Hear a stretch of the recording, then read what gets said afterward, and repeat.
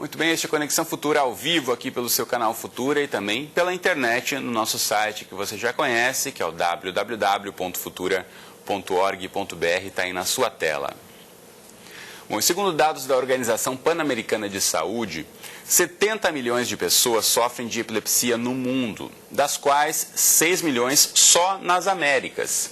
A epilepsia é caracterizada por um conjunto de sinais e sintomas provocados por uma alteração temporária do funcionamento do nosso cérebro.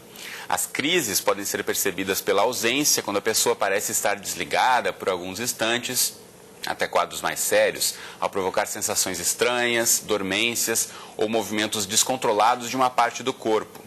Já as crises mais conhecidas são aquelas em que o paciente primeiro perde a consciência, cai no chão e aí fica com o corpo rígido e as extremidades tremendo. Muitas vezes a causa é desconhecida, o que provoca uma série de dúvidas. Então aqui no estúdio vamos falar sobre os mitos e as verdades por trás da epilepsia e esclarecer as formas de diagnóstico e de tratamento. Para essa conversa, a gente recebe aqui no estúdio a Cristiane Afonso. Ela é neurologista e coordenadora do Ambulatório de Epilepsia de Difícil Controle do Instituto de Neurologia da Universidade Federal do Rio de Janeiro. E também conosco, aqui no estúdio, está a Marisa Prado. Ela é psicóloga e psicopedagoga. E logo mais a gente também fala com o professor titular da Unicamp, Lili Min, que é presidente fundador da organização ASP, que oferece assistência à saúde de pacientes com epilepsia. E você em casa, como sempre, também é nosso convidado, então aproveite aí para tirar todas as suas dúvidas sobre esse assunto. Se você conhece alguém que tem epilepsia, você tem dúvida, suspeita que é algum familiar, ou se você já presenciou algum caso de uma crise de alguém que tem epilepsia, então participe, mande aí a sua pergunta para a gente. Mensagens, comentários, opiniões são todos muito bem-vindos. Pela internet tem duas formas, dois canais abertos de comunicação com a gente. Um deles é o facebook.com/canal Futuro Oficial. Já está aqui na sua tela. Junte-se aí a essa comunidade de 250 mil pessoas que já curtiram o nosso perfil e deixe registrada aí a sua questão. Ou ainda, pela internet, você tem como opção o nosso microblog no Twitter. Busque o perfil @Canal Futura.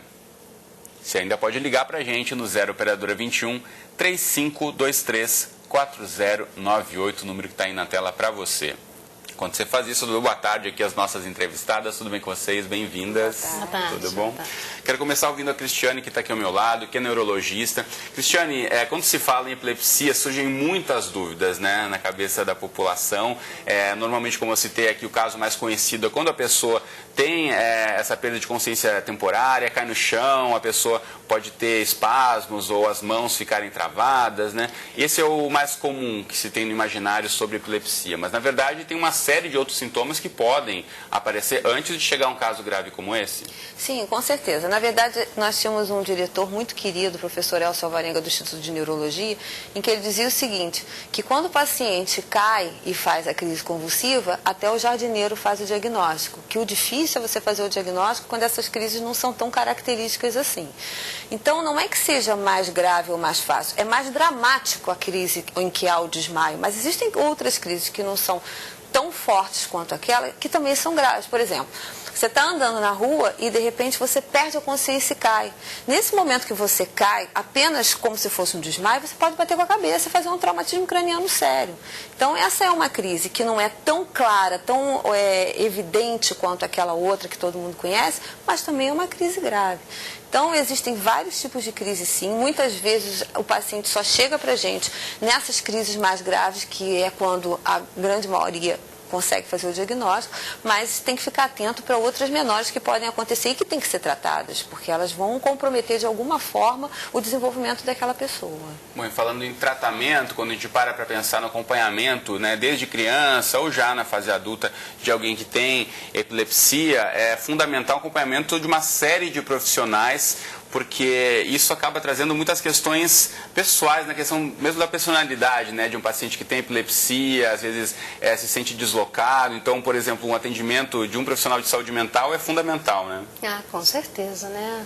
É fundamental até para poder essa pessoa entender também o que está acontecendo com ela, né? Poder dar, assim, uma qualidade de vida melhor a essa pessoa. Então, é importantíssimo esse tipo de trabalho também, né? Juntamente tem a questão medicamentosa, né? E tem esse outro trabalho como forma de inserir, de socializar, enfim, né, de poder fazer com que a pessoa entenda, porque causam certos sentimentos na pessoa, né, em decorrência das crises, o que eu sou, como é que eu sou diferente, então até um sentimento às vezes de exclusão diante disso, então é muito importante o trabalho até porque a epilepsia ainda é muito estigmatizada. Exatamente, né? Com certeza. Principalmente na escola, né? Muitas vezes o professor não está acostumado, não sabe como lidar, então... Acha que pega. Exatamente, isso aí é muito importante, essa questão da escola, né? Da gente poder estar junto com esse profissional, esse professor e poder passar para ele, porque uma criança com uma epilepsia, ela vive bem, claro. Ela vive bem, desde que ela tem uma rede de assistência bem preparada. Sim, seja preparada. Exatamente, porque senão você passa a adquirir outras questões que não propriamente seja só da doença em si, vamos colocar assim, bem. Né?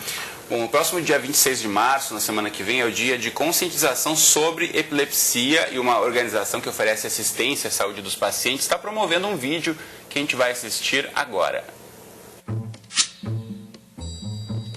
Epilepsia é uma doença neurológica que afeta 1% da população mundial.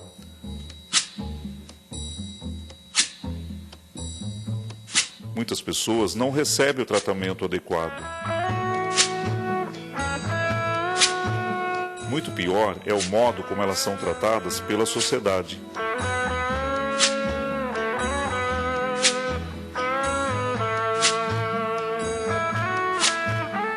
O 26 de março é o Dia do Roxo para a conscientização da epilepsia.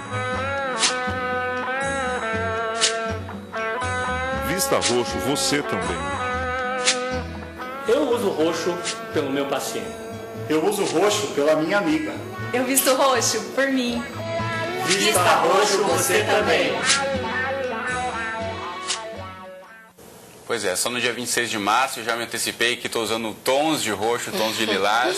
Mas para falar mais sobre a campanha, a gente conversa agora com o professor titular da Unicamp, Lili Min, que é presidente fundador da organização ASP, que oferece assistência à saúde de pacientes com epilepsia. Ele também é embaixador de epilepsia pela Liga Internacional e faz parte do escritório mundial dos pacientes com epilepsia.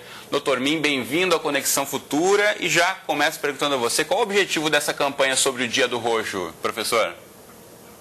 Oi, Cristiano, muito obrigado por passar esse vídeo no canal Futura. Então, a intenção realmente é ampliar a discussão. O que acontece é que é um tema pouco conversado, pouco debatido. Se você for perguntar a si mesmo, quantas pessoas com epilepsia você conhece?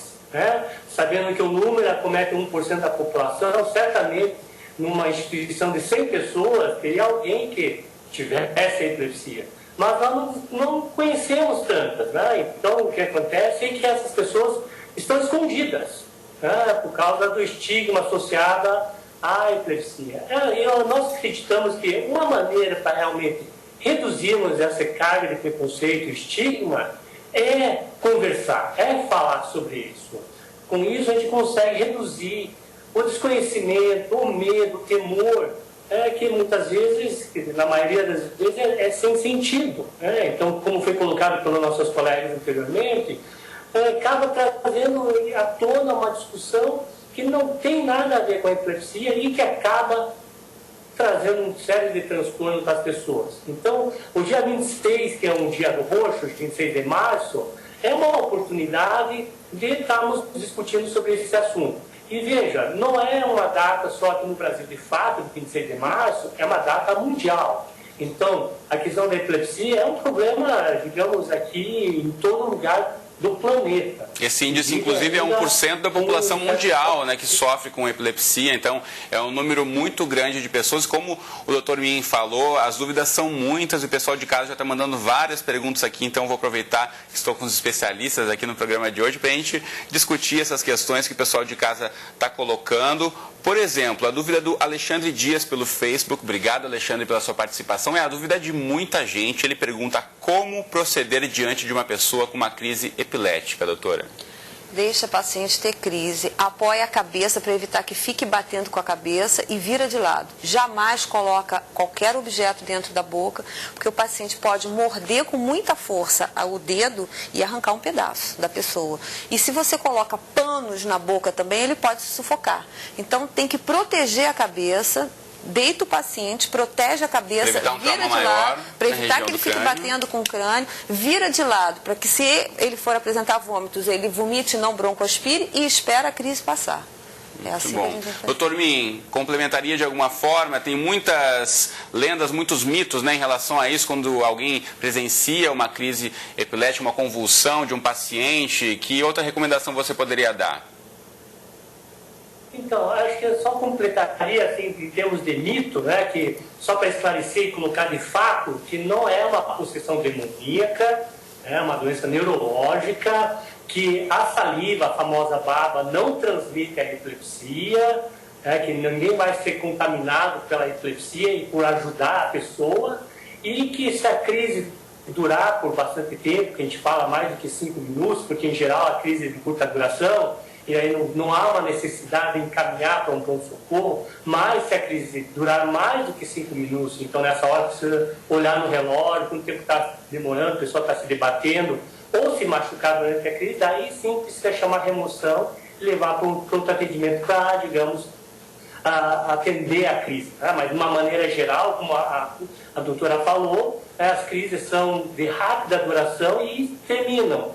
É preciso realmente deixar que a crise passe. E nessa hora, que a gente sempre fala, é uma oportunidade ímpar da pessoa, né, que está ali atendendo a pessoa em crise, de educar as pessoas que estão ao redor. Né? Sabe que aquilo causa um temor, mas se a pessoa for bastante assertiva, tranquila nesse momento, explicar com tranquilidade as pessoas que estão ao lado, certamente a percepção das crises epiléticas da pessoa com epilepsia vai ser melhorada e muito. Muito bom. Marisa, muitas vezes quando acontece uma crise na criança, como disse o doutor Min, quem está em volta acaba ficando muito tenso, muito apreensivo, né? Então, os pais estarem preparados para lidar num momento como esse pode fazer toda a diferença para a saúde da criança. Com certeza. Até no trabalho psicoterápico com a criança é importantíssimo também o trabalho com a família. Né, para que a família também, em primeiro, não supervalorize uma questão, né, e também saiba exatamente lidar e administrar isso melhor com a criança. Né, esse trabalho é importantíssimo. Bom, tem várias outras perguntas chegando, vamos aproveitar aqui para colocar para os nossos entrevistados. A pergunta do Milton, de 60 anos aqui do Rio de Janeiro. Obrigado, Milton, pela sua participação. Ele quer saber se as crianças podem ter crises convulsivas por conta de uma febre. Se convulsão e epilepsia são a mesma coisa, doutora Cristiane? Não, a convulsão é um sintoma da epilepsia. A criança, é comum a criança fazer uma crise convulsiva até 5 anos de idade relacionada à febre. Mas a partir de 5 anos, se essas crises permanecem relacionadas à febre, a gente tem que investigar uma outra causa, porque a febre, ela pode ser um fator desencadeante e não só determinante, entendeu? Então, uma criança até 5 anos, ela pode ter as crises associadas à febre e isso ser natural, e depois de 5 anos a tendência é passar e desaparecer. Mas isso pode, na verdade, ser algum outro tipo de epilepsia que está apenas sendo desencadeado pela febre. Então, de qualquer forma, esse paciente tem que ser acompanhado por um neuropediatra ou um neurologista que trata essa parte de epilepsia também. Agora, é bastante comum. Bastante comum. Então pode ter essa relação diretamente aí com a febre até os 5 anos de idade. Isso. Tem a pergunta aqui da Lívia Brasil pelo Facebook. Obrigado, Lívia, também pela sua participação. E você de casa, aproveite, não perca tempo. Facebook, Twitter e telefone que está na tela para você são os contatos para você mandar sua pergunta desde já para a gente. A Lívia pergunta se a epilepsia tem cura ou apenas um controle da doença e de que forma é feito esse controle ou essa cura. E pergunto para o Dr. Min. Então, a cura... Hoje a comunidade científica acredita que alguma parcela realmente consegue cura. Entretanto, de uma maneira universal, ainda não podemos dizer que a epilepsia tem cura. Existe certamente o controle, o tratamento para a epilepsia, na sua grande maioria das vezes. Né? Pegando um número mais amplo, que 70% das pessoas que têm epilepsia conseguem ficar totalmente controladas usando somente uma medicação que existem no sistema público de saúde. Aqui no Brasil, nós temos basicamente todas as medicações ditas de primeira linha. O que acontece, infelizmente, é que o nosso sistema de saúde nem sempre está preparado para atender os pacientes com epilepsia. Então, nós vivemos um certo paradoxo. De um lado, nós temos uma medicação, entretanto, nem todos os pacientes buscam a ajuda e também, infelizmente, o sistema de saúde não está ainda preparado para atender a grande maioria dessas pessoas. Agora, doutor Min, todo paciente com epilepsia necessita fazer o tratamento com medicação? Bom, a princípio, as pessoas que estão em crise e as crises são frequentes, né, recomenda-se o uso da medicação. Existe, claro, algumas situações, principalmente na população pediátrica, de que isso realmente é estudado caso a caso, de que algumas pessoas preferem não entrar com a medicação, sabendo que as crises são bastante infrequentes, né, e poderia, digamos, suportar ver a criança ter uma ou outra crise porventura. Entretanto, isso, na nossa experiência, é muito raro isso acontecer, né? Geralmente, os pais, sobretudo, eles ficam bastante assustados, preferem, então, fazer o uso da medicação. Então, as pessoas que têm crise, há uma necessidade de fazer uso desses remédios, que funciona na grande maioria das vezes, né? Então, porque a crise em si, ele traz uma série de transtornos, tem que ser levado em consideração. A pessoa pode vir a se machucar durante uma crise forte, digamos, de uma convulsão. Muito bem. Tem várias outras perguntas aqui, quero aproveitar o nosso tempo para responder o maior número de espectadores possíveis. Tem a pergunta da Neide pelo Facebook, Neide da Silva Salton. Obrigado, Neide, aí pela participação. Ela quer saber se toda pessoa que desmaia pode sofrer de epilepsia, doutora Cristina. Não. Não. Tem que fazer o diagnóstico diferencial. O desmaio pode ser milhões de outras causas, inclusive epilepsia. Mas tem que ser feito bem feito esse diagnóstico diferencial, que muitas vezes não é fácil. Tem que ter um cardiologista junto, enfim. Às vezes é complicado. Marisa, na relação da criança na escola, como a gente já falou aqui, os pais, claro que tem que ter esse preparo, mas muitas vezes, quando a criança passa por uma crise ou sofre de epilepsia e tem crises constantes, acaba muitas vezes criando-se esse espaço isolado, né? Aquele lá que passa por essa situação. Isso é fundamental que os educadores estejam preparados e a própria gestão da escola. Que sugestão você poderia dar, nesse caso, para se tratar disso na escola, de que não se isole essa criança, que ela não seja vista como uma diferente, que isso, ao longo da vida adulta dela, vai causar muitos danos, né, se isso acontecer. Como é que a escola pode estar mais preparada e a sala de aula, um dia a dia, em lidar uma questão com um paciente com epilepsia?